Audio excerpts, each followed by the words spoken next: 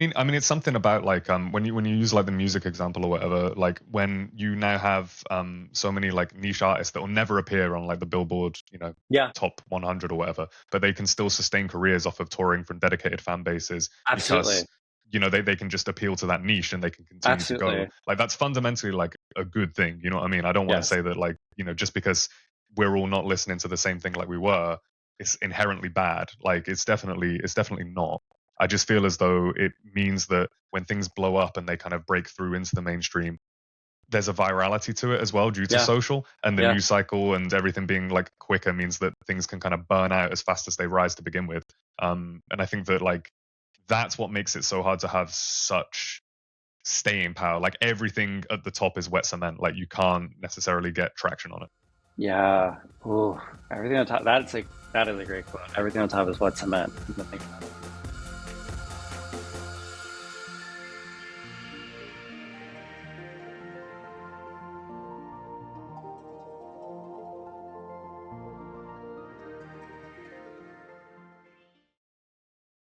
Hip replacement number 58. Kyle, you said Menorca was cold. This is disappointing. Bold. Is there a cold trade wind sweeping across the Mediterranean or something? Well, there's a lot of wind, windier than I thought. It also is generally in like the 60s ish. Uh, I'm not by a pool. I was expecting it to be much warmer, but also it's going to be maybe in the 70s later this week and 80s next week. So See, hopefully it will this all is be what we good. want. This is the Yeah, this is vacation what we we were want. promised. This is the But it's vacation we also were like, look, promised. it's an island. You get sea breezes. So sure, that's what happens. Well, I'm glad the weather systems are still working out there. I always worry at some point we're going to be Thank like one you. of those disaster movies where the weather patterns will stop working and then there's problems. Speaking of which, we have to welcome our guest Matt Smith here. But Kyle, before you introduce Matt, I do just want to say, did you hear about this tsunami in Alaska? No. There was a 1,500 foot tall tsunami in a fjord in Alaska last year that scientists just discovered like last week. It happened. So it happens in this uninhabited fjord, right, which is like a valley with water at its bottom, and basically a giant thing of sediment fell down, created this single wave, 1,500 feet tall, that would have like overturned or capsized a cruise ship had it happened during the day when cruise ships go into that fjord, but it only happened at 5 a.m. So there were thankfully no casualties, and they just found out about it.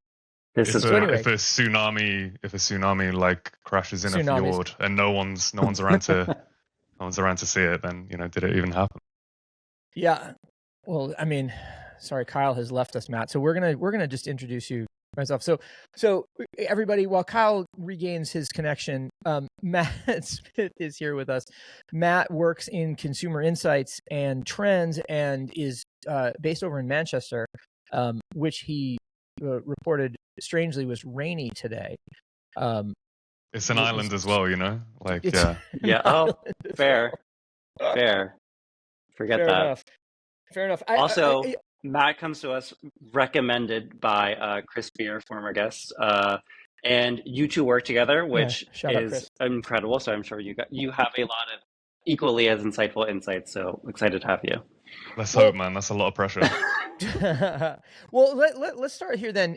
Matt, you said off mic that you maybe were a little bit more of an AI skeptic than Chris was, and it so happens that's apropos because I spent this morning in a feedback session for an Oh, AI company that is launching, talking about what the role of the of AI will be in the lives and working habits of creatives. And this follows having gone to, I was at an AI summit last week called The Artist and the Machine here in Greenpoint.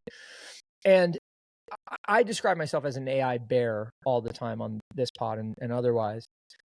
Because I ultimately I believe that the hype around it will boil down to it becoming a supremely useful utility layer within lots of things that we use, as opposed to it being this sort of, transformative machine intelligence or something to that effect. When you say you're a skeptic, why do you say that? I think for me personally, it's like I think there's just been there's pushback culturally, because I think if the AI companies were like, oh, we're going to use this technology to like find a cure for cancer or something, I think everyone will be pretty chill about it. And like generally speaking, I'm not gonna dispute the fact that these like tools are incredibly useful at doing the kind of like the grunt work, I guess. You know what I mean? Like taking a lot of the kind of like monotonous work and kind of just streamlining those kind of workflows. And to use a bunch of jargon like creating productive efficiencies and all that good stuff. But like I think that where I become a little bit more skeptical of its use cases, when we kind of come over into these like creative fields, Right. when we're talking about artists, and you see all kinds of slop on your feeds, I'm sure. And it'll be some sort of like Pixar ripoff with, oh, Hollywood needs to be scared of this, you know what I mean? And it's kind of like, I don't know, I feel like because it's trained from because of what it's trained from, it's like fundamentally derivative of what came in before it. It's like, how can it disrupt or innovate within a creative field if it fundamentally like is echoing what came before? Right. Absolutely.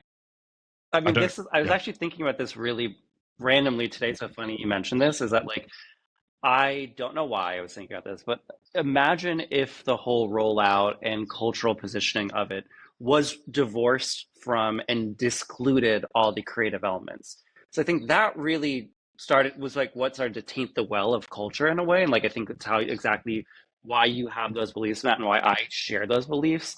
But like, if it was really couched and like the center of it was like, we're going to cure cancer, we're going to do this and that, and then you started to actually see the results of that, it would be a very different conversation. But now it's like, well, it's ruining everything. So it's like it seems like it's very hard for, despite I do agree, Ben, that it is something that we will live with and learn to love or make work for us. But I do think that yeah, it's something where everything that has gone wrong with it has gone wrong with it culturally, and like it's not. I don't think it can turn it around. It's like if you want it to do your spreadsheets, or take the guesswork out of bits and bobs like that, that's cool. Yeah. But just like leave the art to the real yearners, man. You know what I mean? Yeah. Let them take control of it. They've already got that sorted.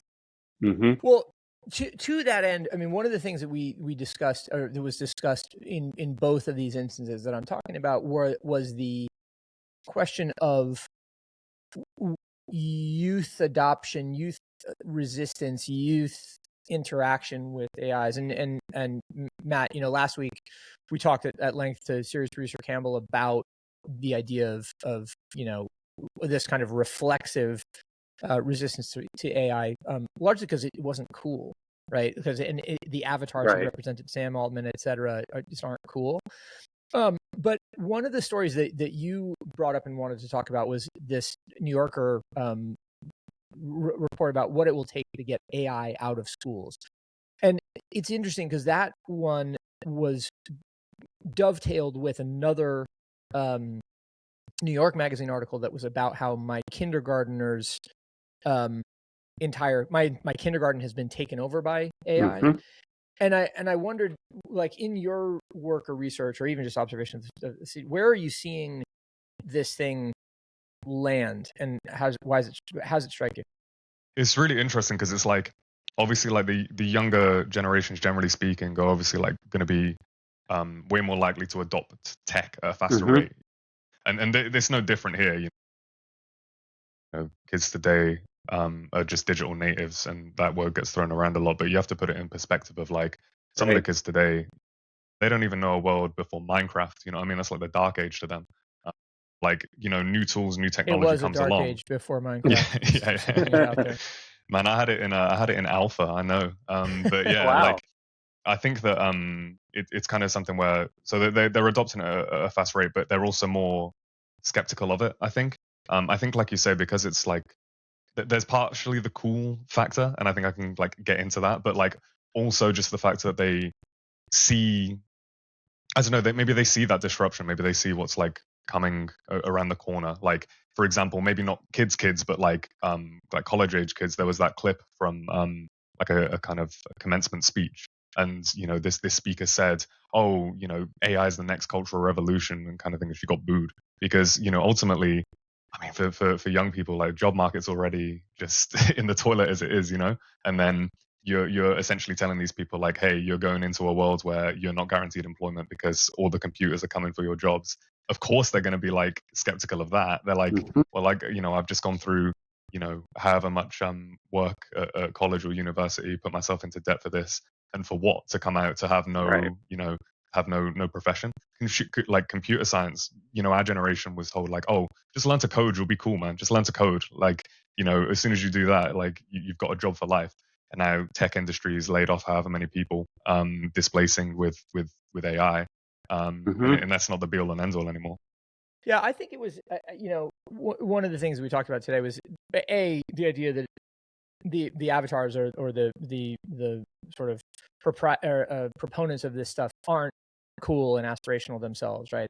They're dorks, or they, seem self-interested or whatever.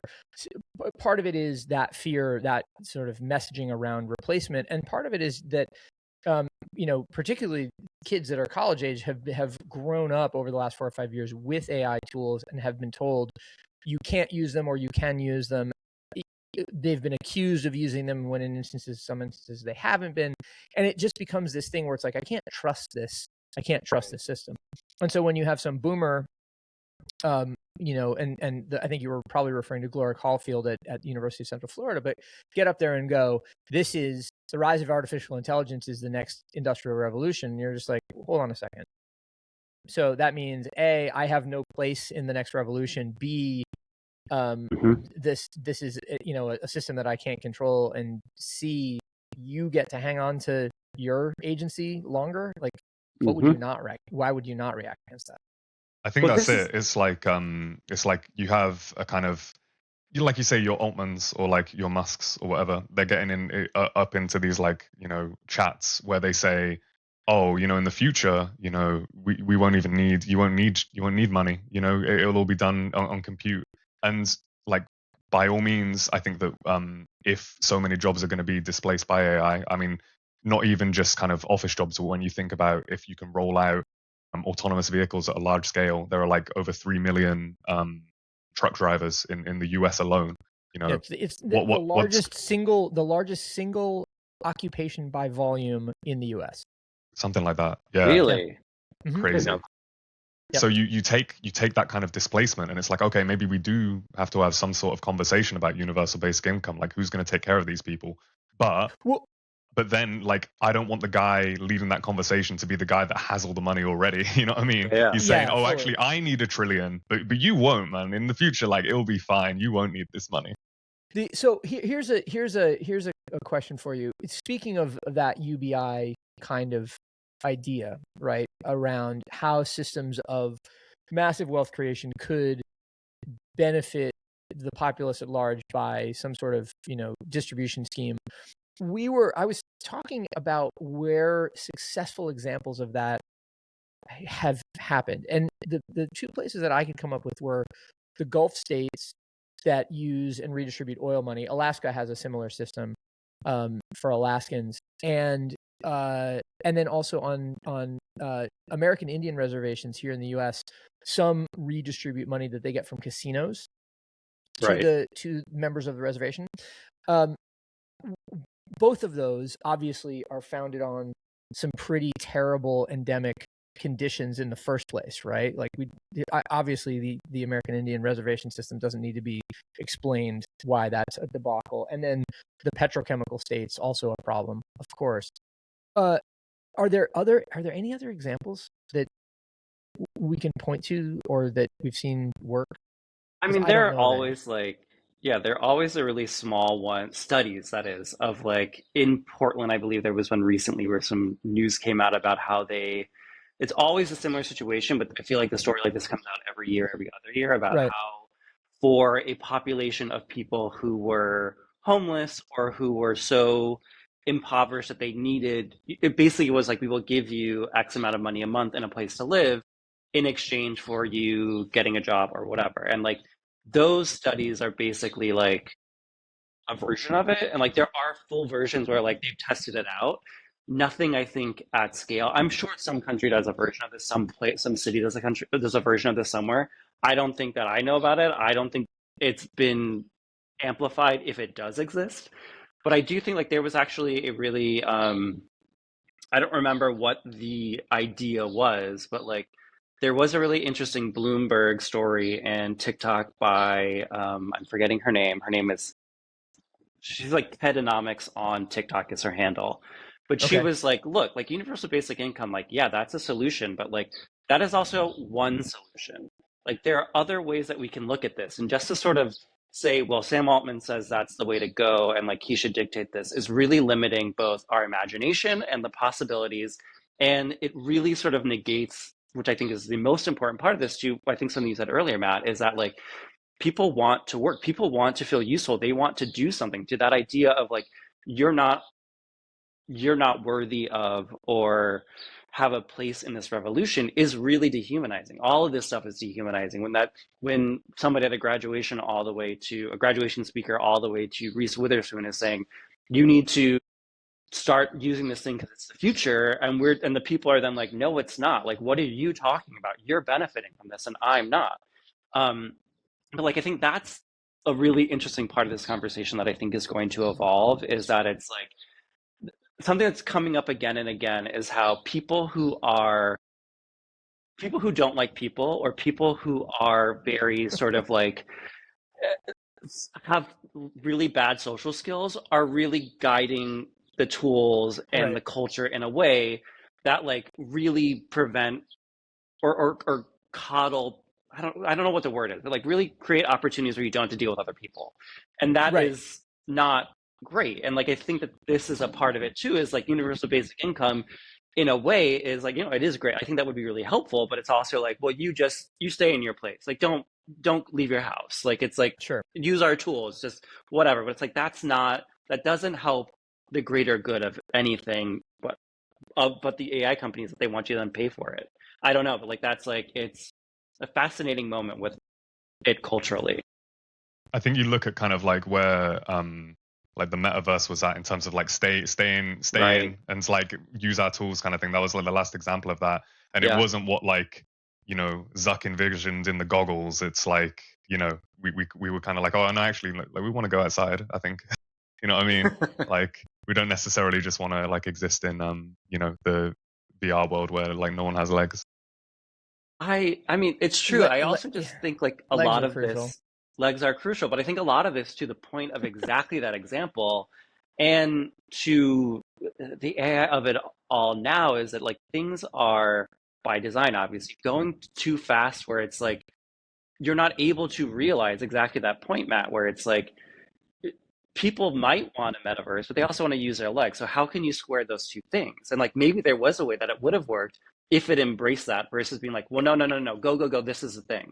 And it wasn't. And the same I think is with AI in a way too, is that like, look, like if a more measured approach was taken versus we got to be first to market, first to this between OpenAI, Meta, et cetera, it'd be a very different relationship that culture would have and that people would have to it. And I think that that moment has passed, unfortunately. But I think a lot of this is the problem of the speed with which it's moving and it's being forced upon people. Like it's not, there's no Yeah. moment to take a breath. Well, it's interesting, Matt.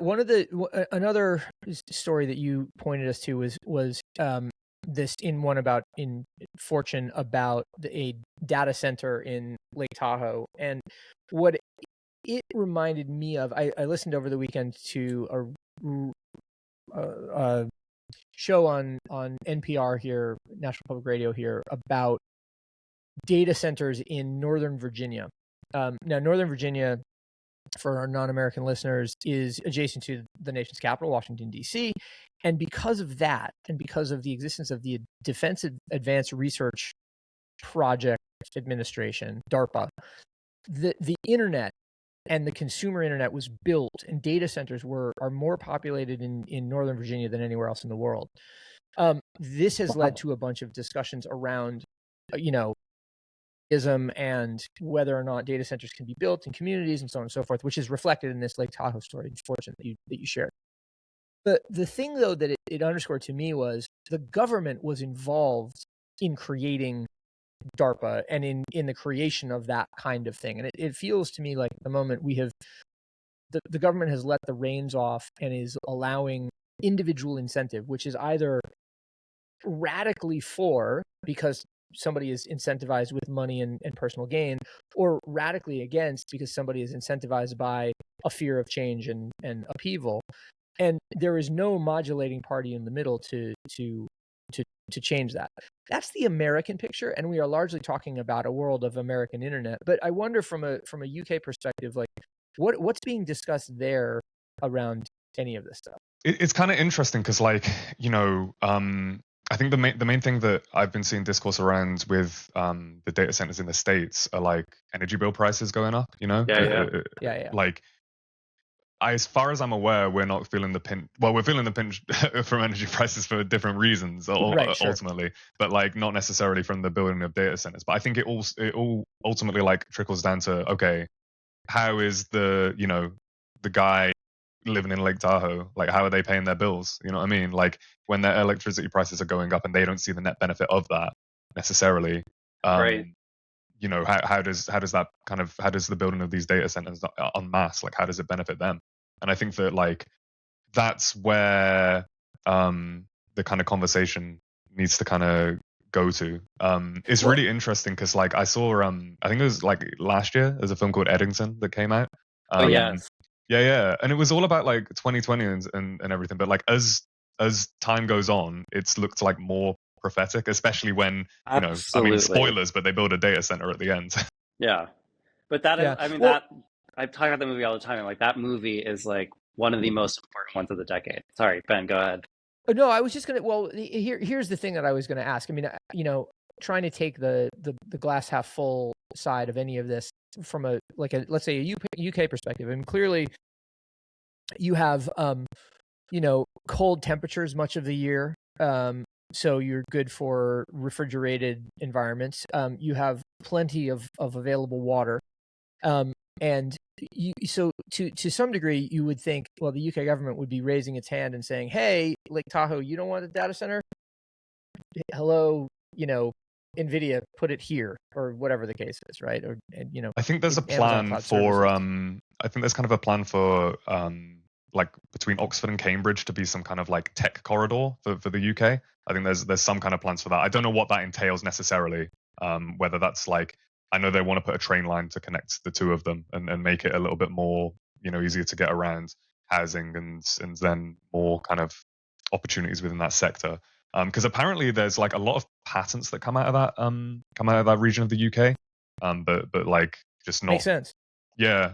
So they want to like put a lot of money there. I'd imagine there'd be the nature of the tech industry. I would imagine there'll be some AI stuff happening. Yeah, it occurs to me that this. I mean, we if we are living in an increasingly K-shaped world, you would imagine that there are organizations, big and small, governmental and private, that will want to, try to chase some of those conditions. And it only makes sense that you sort of lean into the natural resources of it. I mean, Kyle, like why Spain isn't covered in solar panels is a bit of a mystery. And wind too, yeah, for sure. But I also think, like, to the point of glass half fullness, like I don't think that we can discount that like people en masse sort of realizing this is bad is not a part of that glass half full thing. It's like, I think it really is motivating people to get out and support their communities and to speak up for things and to really push against, this notion of things being inevitable and that we don't have a say in it. Like that is actually, I think, really powerful. And like, yes, it does create friction and it does, there were sort of maybe short-term problems as a result of that. But I think that is great, actually. Like, I think that, booing that poor whatever her name is who was doing that speech, like I feel bad for her, maybe on like a schadenfreude level, but like I think that that's kind of good. Like people are able to mobilize to advocate for themselves in that way. Like I think that is kind of exciting in a way, is that people are not letting this happen so easily.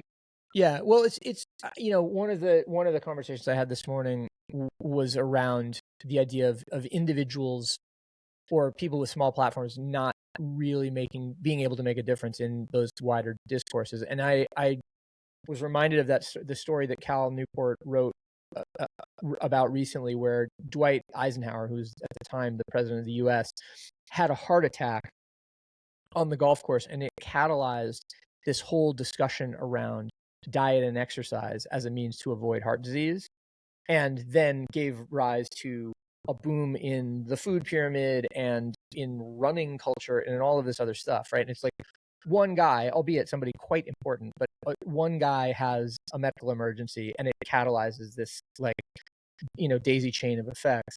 And Matt, I wonder whether there's anybody, that you're looking at there or anywhere who you feel like could catalyze that kind of reaction. I mean, outside of Rihanna.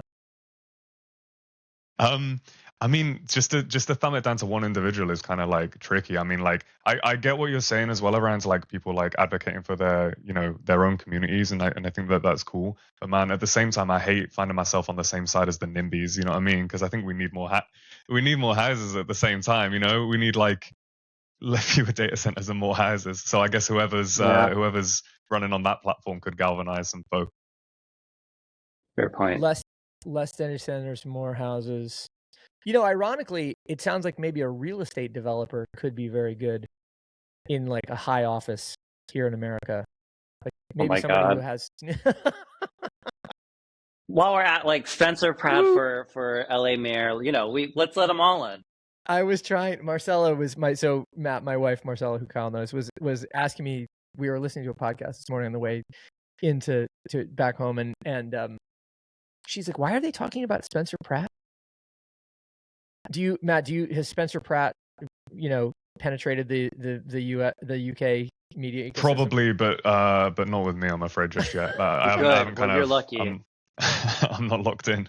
Well, okay, so the sort of simple way to understand it is he was a star of an MTV reality show called Laguna Beach, right, Kyle? It was Laguna Beach first, or was it The Hills first? Laguna Beach was first, I think. I think he was on The Hills, though. It doesn't matter. Oh, right. Maybe he was on The Hills. So anyway, there were these two reality shows, semi-scripted reality shows about, fancy young people in the Los Angeles region. This guy was one of the stars of the show. He married another one of the stars of the show. And they started off on this sort of semi-successful entertainment career, which had an inflection point during the Palisades fire because they lost their home in the Palisades fire. And so he became an issue guy in the public sphere, saying, why did the city handle this so badly?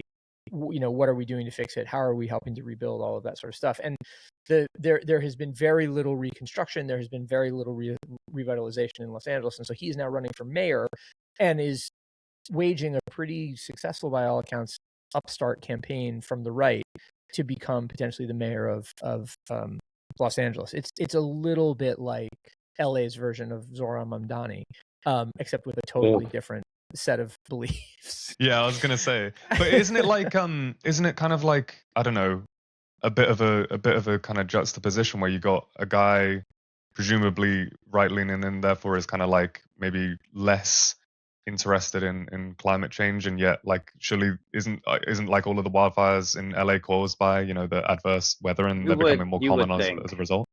Yeah, I mean, well, maybe it was caused by climate change, but it was definitely not helped by the lack of availability of pumpable water for the firefighters or for the deployment of fire brigades. And these are the sorts of the issues. It's sort of like, I'm trying to take on what's happening in my local community rather than thinking about the macro.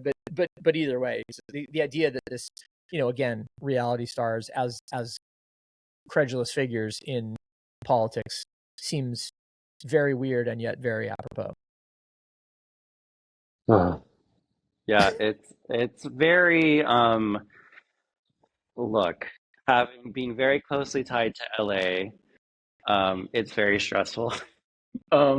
And it also is like, it's one of those things where I can see, you didn't see this with Trump in a way, in LA that is, but you are seeing like a certain group of people who otherwise were more left leaning nibbling on like what Spencer Pratt is selling, and it's because they're maybe a bit lost culturally, because the city is going through a lot. Maybe they work in entertainment, and like their own circumstances become a bit more precarious, and it's created a lot of really interesting stuff in that regard of like a culture of people who 10 years ago they would look at themselves now and be like, that's not possible. But now it's just sort of like the opportunist feeding the opportunist, and like LA has a big culture of that, of like the dreamer who is a scammer, or scammer who becomes a dreamer, like that sort of thing. Like that always exists. It's very like, it's a part of the tapestry. It's a part of every city, but like it's very vibrant in LA, and like he is sweeping up a lot of that culture, really manifesting in a way that I think is resonating, because there are those people who are dreamers and or scammers who buy into it, and that is not a great combination in this point of the political landscape, because he will just scam the shit out of them and just be terrible. But I mean, bringing it back around full circle, if we're talking dreamers and scammers, I mean, that's Silicon Valley. yeah, exactly. And You know he what I will mean? be bought out by them for sure. Yeah. It's interesting, because I tend to think that the truth probably lies somewhere in between, right? Totally. Like I don't think that there's a I don't think I certainly hope that we never have a figure as, self-interested and rapacious as Trump has been, and will continue to be for at least the next couple of years.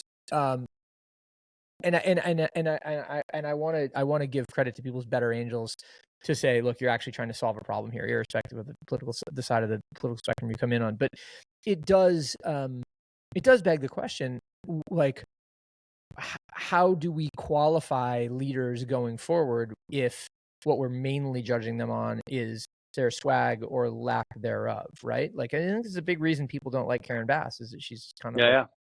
a swagless dork, right?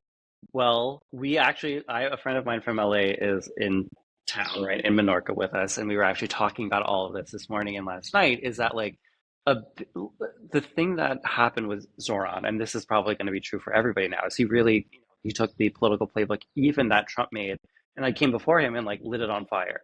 And we're seeing what that looks like in real time, is that, which is a Trump thing too, but he's really turned it into what it needs to be, is that always sort of bragging about what you're doing, always being out there talking about the change and making the change, putting your money where your mouth is and actually doing it, which Trump has done, but it maybe wasn't actually as realistic as he lies a lot about it.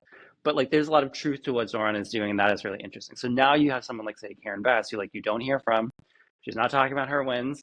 It just seems like there's nothing happening. And like I do think she is both as bad and not as bad as people say. I think that sort of like really has gotten blown out of proportion because a disaster happened that I don't think anybody could recover from as a mayor. But like on the flip side, then you have someone like Spencer Pratt who comes in and is very sort of telegenic, who can sort of do that thing that someone like Zoran is doing, and is sucking up that attention. And like I don't think he would be on the path to recreate what Zoran is doing, because I don't think his policies and experience set himself up for that, where he would be more of the Trump sort of parroting what other people are sort of telling him to do, and they're trying to succeed off of. There is also the case to be made that like, the LA mayor's job is always going to be doomed for failure, because the city is so big, and it really is a job that is too massive. And that's why people talk about, the LACD controllers being like really the sort of the council being the real mayors. But I remember voting for Eric Garcetti, who was the mayor before Karen Bass, and being so excited about him, and he was so cool. And then very quickly he turned into a total loser. So it's like that happens to everybody in a lot of ways, or not everybody, but a lot of mayors, let's say. It's a tough job. As someone who votes in LA County, I don't want Spencer Pratt. I did not vote for him. All right, guys, you continue the discussion. I have to jump now, but you guys keep it going, and yes. I will talk to you again. But Matt, thanks for joining us, and see you guys soon. Yeah, pleasure, man. Yeah, obviously we talked about AI at all and the Spencer Pratt, which I was not expecting to talk about, but I guess that's something that's It's coming a bit up. of a tangent. I think that like what's interesting though is like when you were talking about like how, you know, the kind of thing that makes people kind of like, I don't know, magnetic or kind of Hmm. enigmatic to people is kind of like, you know, the cool factor that you can't necessarily like quantify. You know what I'm saying? Like Right. for all my kind of experience within data or insights or whatever, like you can't quantify what makes something cool or not, you know? Um Absolutely. and I think that it's like interesting because, you know, for better or for worse, like tech bros have been driving culture and they have been, you know, for some time. And but you kind of look beyond profit motives and they still want to buy into a cultural cachet of like what's Right. cool. And it Right. sounds like kind of like secondary school, high school, you know, thinking. But the thing is there's still this kind of like intangible X factor that can't be bought, regardless of like the number of zeros in like a bank account, you know? Yeah. You've got Zuck, who like in the last decade has gone from like, you know, he had like the Dusty Caesar trim at his like Congress hearings, and then he rebranded to kind of like, you know, baggy t-shirt, tiny little chain kind of guy. Now he's front row at like the Prada show. You know, you kind of, man, I'm sorry to Zuck, but like you don't look good in the loafers, man. You don't have the drip. You know what I'm Yeah. saying? Because And then I mean, he's a poser, obviously. Anyway, keep going. no, but that's it. Like the kind of, you know, trying to buy into that, you know, because they see that's what will be cool and that's what will make them palatable or like interesting or what have you. And then you've got kind of like Palantir producing chore coats with like a little logo on it. I don't know if you've seen Yeah. these. Oh, And I then like have. OpenAI do merch drops as well, things like that. And it's kind of like I don't understand it, if that makes sense. It's like you've got everyone's data. Is that like not enough kind of thing? You have to kind of be a brand, like a fashion brand as Yeah, well. yeah. But it's like, I mean, exactly to that point, it's like I think that exactly. I've written about both of these things before, but like you sort of like solved the problem in a way that I've not thought about. Is that like they have all the data and all the insights in the world, quote unquote, and they are not able to figure out what appeals to actual people. And they are in the business of literally being the platform and the space where people put their hopes, their dreams, what's cool, what's not cool. Like you should be able to like between the two of them be able to get a one page report that is really fucking concise and really, really good and backed up by data that AI can fucking spit out to say, this is what's cool, this is what's not cool. And that isn't possible because that data will never be able, or not the data, but like those systems will never be able to give you that. That's why you do what you do. It's like what I do, because like that is, you can't look, a painting and be like, that's a horse and like move on. It's not ever just a horse. There's so many other things happening around it. There's so many other sort of like stories that go into it and nuances that you miss just by going, oh, it's a picture of a horse. That's it. And like that is, It's kind I of like think, I feel like throughout this conversation we've gone very doomer, and it is kind of like nice to know that like there is still something that that the computers can't do. You know what I'm saying? well, Like exactly. they And can't like, define that. exactly. And like, I know that like it might sound doomery and I know I am very AI skeptic and hate it. But I also think, again, to that point, is like people having that sort of reaction and like thinking about it that way is a sign of life and is a sign of like, I'm not going to, go down so easily, let's say. And like, I think that in culture that is very passive now, like, things get delivered to me. I can have anything I want. I can eat any food I want. I don't have to work for this or that in that way that it may have been in the past, quote unquote, in a way. Um, that is refreshing to me. I think that is exciting that people are like, no, I'm not gonna settle for this. I think there is a lot of like, whatever, this is comfortable, I'll deal with it. But I think like to everything that we're saying is like, it's proof that things can and will still happen. Good things can happen. There are what happened in Eddington won't happen. I'm confident of that. I've thought about it a lot I mean today. I keep pointing it out. that's something to aim for, man. Something to That's aim beautiful. for sure. Well, I think Yeah. also another story that we had that I think sort of relates to this and not is, are you familiar with Spirit Airlines? Like this is something you raised, right? Okay. And I'm familiar with Spirit as an airline. Okay. I'll give context, and like you don't have to actually have followed this, but I think it's an extension of this conversation in a way. So Spirit Airlines, for those listening who are maybe not in the States or have not flown Spirit, Spirit is slash was a budget airline that is probably pretty akin to Welling in Europe and Ryanair, where it's just like really economic, not very bare bones. Even something like Welling is a little bit nicer than Spirit. Like Spirit was pretty like, it's like the bus in the sky. But it was a lifeline for people who are working class and who didn't have a lot of money and needed to go somewhere. Um, so it just went out of business, went away, and somebody who was a flight attendant, I believe, they sent the creator, the beauty creator, James Charles, a message and was just like, hey, I lost my job. Can you, like, I would love it if you would support my GoFundMe or share it because I am in a tough place. And he didn't call the person out by name, to his credit, but he did make a very viral video that basically called this person out for being lazy and that they should get another job. Should have had another job. It's not his fault they lost their job, et cetera, et cetera, et cetera. And like James Charles is no stranger to controversy, but he's doing all of this while not in a specific video, but he's doing all of this while being, a very well off public figure. And that specific airline and that specific circumstance is a product of the larger inequality tapestry and landscape. So I guess I'm sort of like what I'm curious about, because I feel like a situation like this happens maybe once or twice a year. And I feel like it's happened once or twice a year for the past like 5 years, where a creator who maybe is somewhat more well off than their audience and maybe disconnected steps in the mud in this way where they're basically outing themselves as disinterested from normal people and what happens in their sort of economic realities. I'm curious if would something like this actually create meaningful change? I don't think it's going to make someone like Jade Charles disappear, but like, are situations like this sort of public forum where you're seeing inequality played out in very real, obvious ways, like, is that a tool to motivate change or to get people to think about these things? Like, or is it just another viral video? Like, is there anything that you've seen in your sort of like consumer research that also has been like, yeah, people actually do make a change from these moments? Or is it just like, yeah, just another video? Yeah, I appreciate it first and foremost. I saw that Spirit went under, but I wasn't up to date on the James Charles law. So you know what I mean. Like, What happened in thank the you for getting past me up to week? speed. It's an ongoing saga.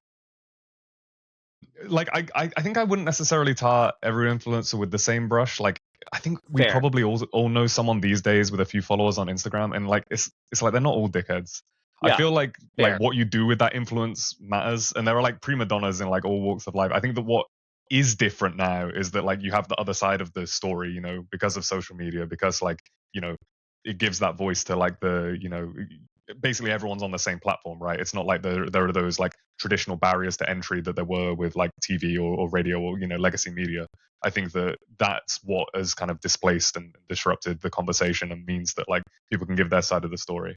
I think there was probably a time early Instagram where like influencers were put on a pedestal that they no longer are. I think that like what I've seen data wise is that like consumer trust in them has kind of begun to wane.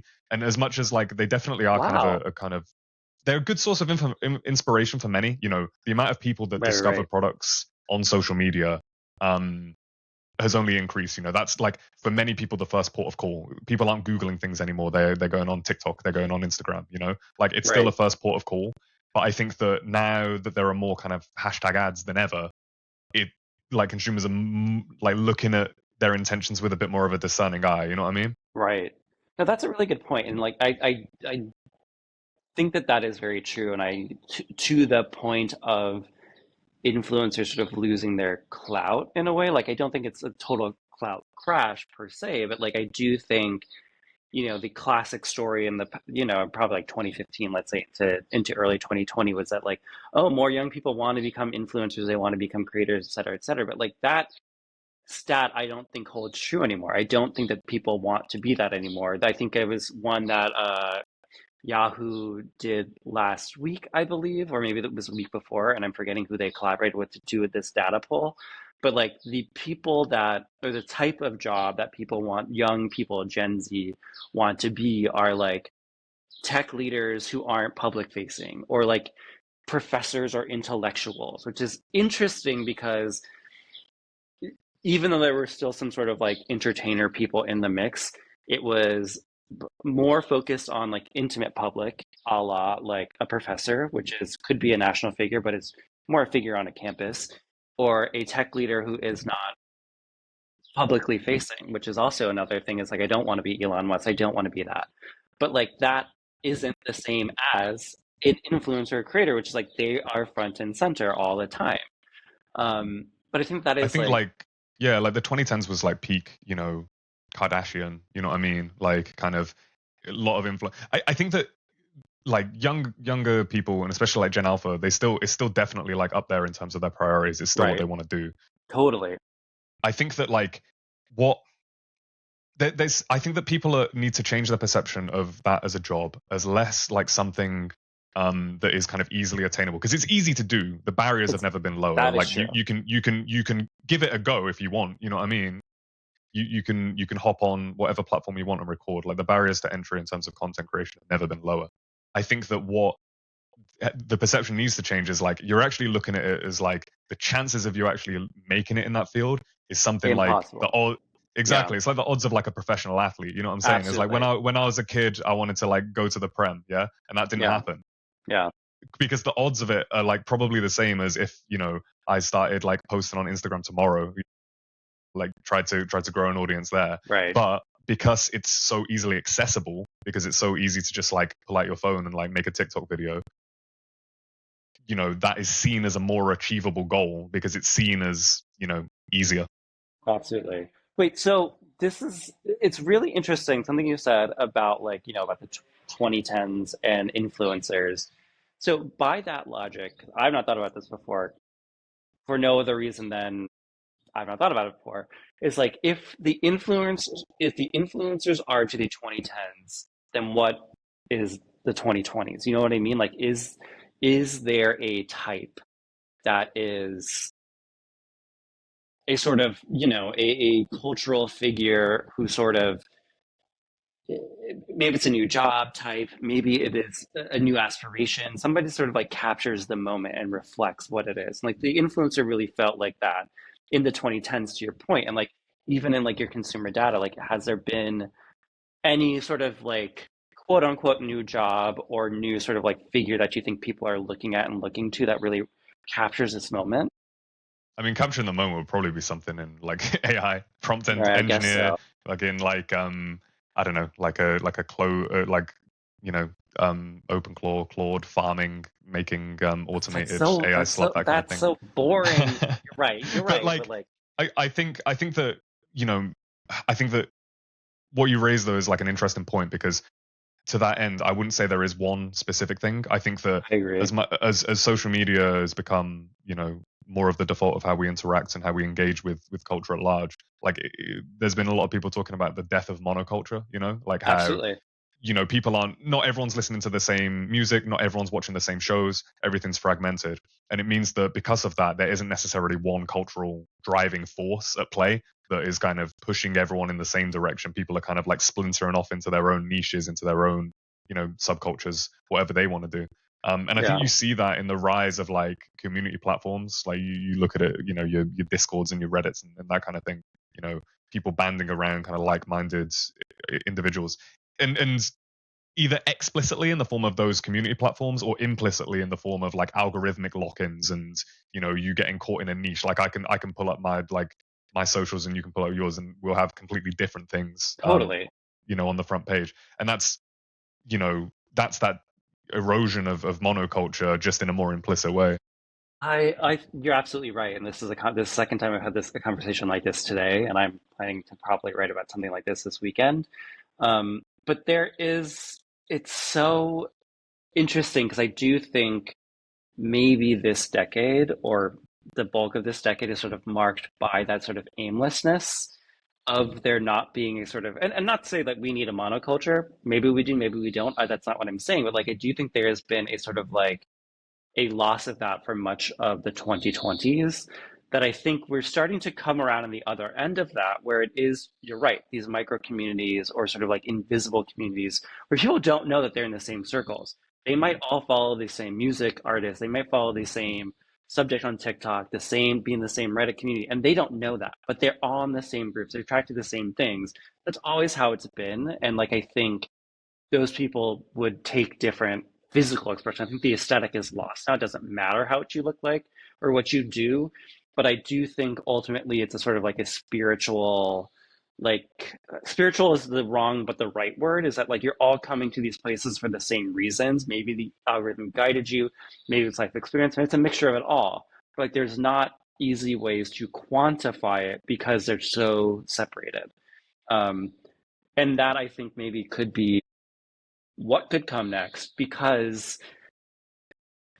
everything sort of dissolves. So maybe there will be things that will sort of rise out of that. So I think I that's think also that people are bored of that too.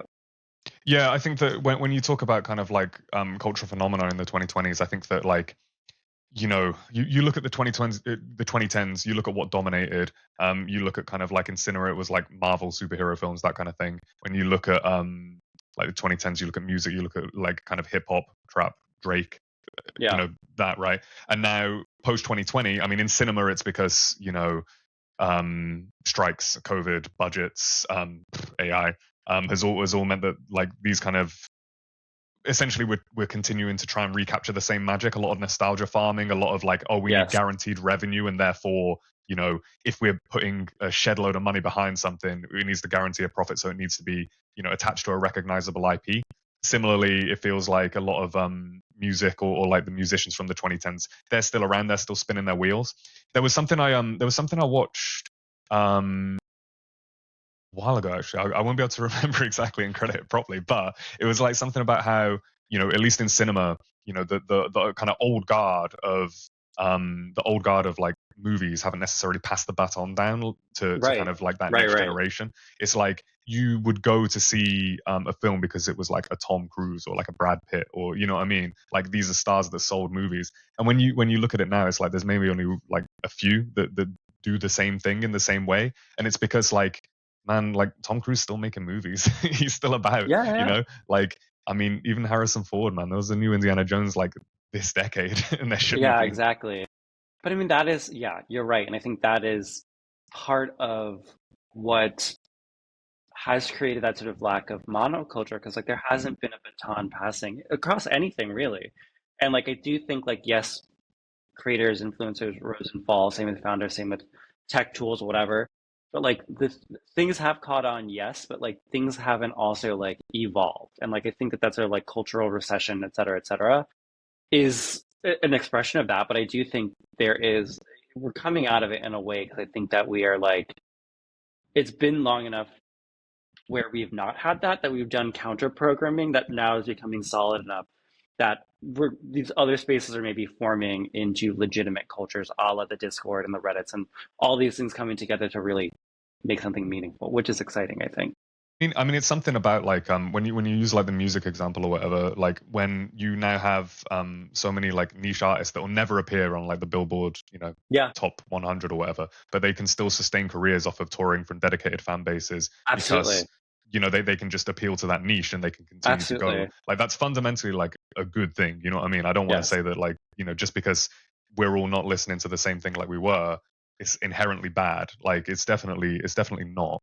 I just feel as though it means that when things blow up and they kind of break through into the mainstream, there's a virality to it as well due to Yeah. social, and the Yeah. news cycle and everything being like quicker means that things can kind of burn out as fast as they rise to begin with. And I think that like that's what makes it so hard to have such staying power. Like everything at the top is wet cement. Like you can't necessarily get traction on it. Yeah. Oh, everything on top. That is a great quote. Everything on top is what cement. I'm gonna think of that a lot because it's real and it's true, and we all feel it. Oh, well, this was a great conversation, Matt. Thank you for joining us. Where can people find you online if they want to get more thoughts from you and your work? Yeah, appreciate it. I'm just gonna plug my LinkedIn. It's Oh, Matt we Smith love LinkedIn. GG. Yeah, we're gonna go with LinkedIn. I mean, my Instagram's the same, but it's private and it's only pictures of my dogs. Hey, you know, there's that's not also going to be great much too. insight there. But yeah, Amazing. so LinkedIn, Matt Smith, GG. Fabulous. Fabulous, fabulous. Well, thank you so much for joining us. Thank you all for listening. I'm Kyle of the Trend Report. Ben Deeds of Sick was here. Catch us on Substack. Catch us on Instagram as well. I'm also on TikTok. Doesn't matter. We record our. Sorry, my dog is barking. We have our episodes every week. Mondays we record, and they come out Tuesdays. Thank you for joining us. Thank you for listening, and we'll see you next week. Bye. Pleasure, man. Thank you. Bye.